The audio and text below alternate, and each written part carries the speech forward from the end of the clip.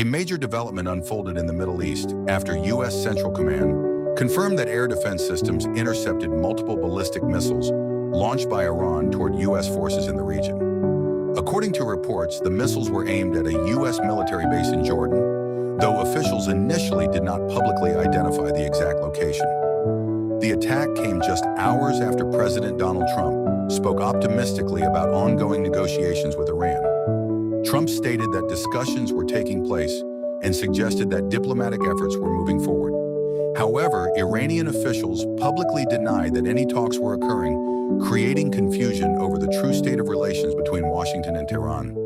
During his remarks, President Trump also renewed warnings toward Iran, saying that if negotiations fail, the United States could target key Iranian infrastructure, including bridges and power plants. He argued that such strikes could severely impact Iran's ability to rebuild and operate, while emphasizing that he had so far chosen not to take those actions. The missile attack has now raised fresh questions about whether diplomacy can succeed. White House correspondent Caitlin Collins reported that the administration is still evaluating the situation and that the president has not yet publicly responded to the latest Iranian action. She noted that the conflict has now lasted for approximately 5 months, far longer than early expectations, and there is currently no clear path toward ending the crisis.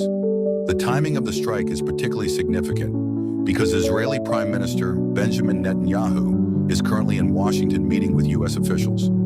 Analysts suggest Iran may have launched the attack to send a message both to the United States and Israel, demonstrating that it remains willing to confront its adversaries despite ongoing diplomatic discussions. Middle East analyst Karim Sajadpour argued that Iran appears increasingly willing to take risks. He said the Iranian leadership no longer seems deterred by U.S. threats and believes that applying military pressure can produce greater results than compromise. According to his assessment, Iran is attempting to challenge American influence in the region while maintaining an aggressive posture. Retired Air Force Colonel Cedric Leighton agreed that the timing was deliberate.